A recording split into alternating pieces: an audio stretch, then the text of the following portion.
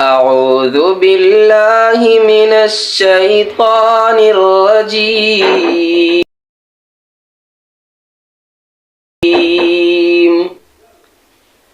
بسم الله الرحمن الرحيم.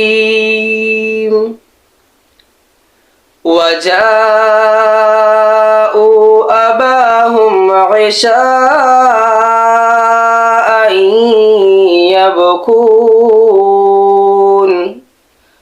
قالوا يا أبانا إنا ذهبنا نستبق وتركنا يوسف عند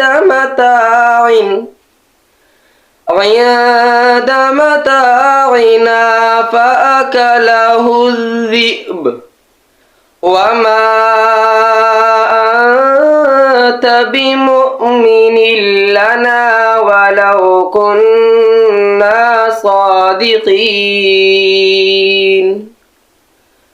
وجاءوا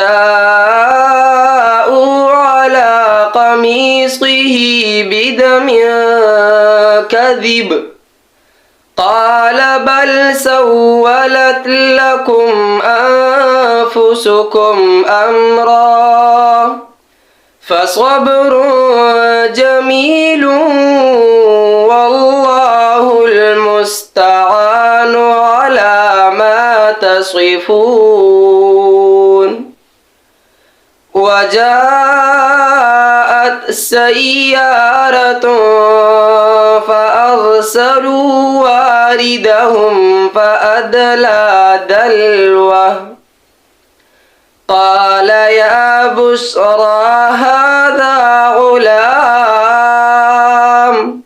وأسروه بضاعة والله عليم بما يعملون. وشروه بثمن بخس دراهم معدودة وكانوا فيه من الزاهدين. وقال الذي اشتراه من مصر لامرأته أكرمي مثواه عسى أن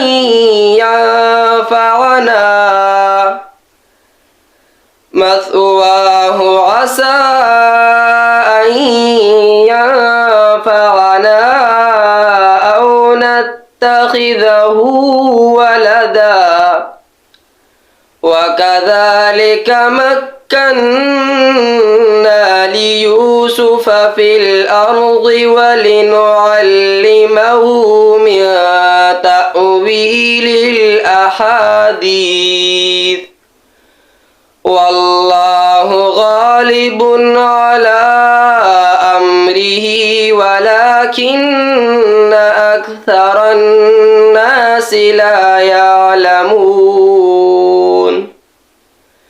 صدق الله العظيم.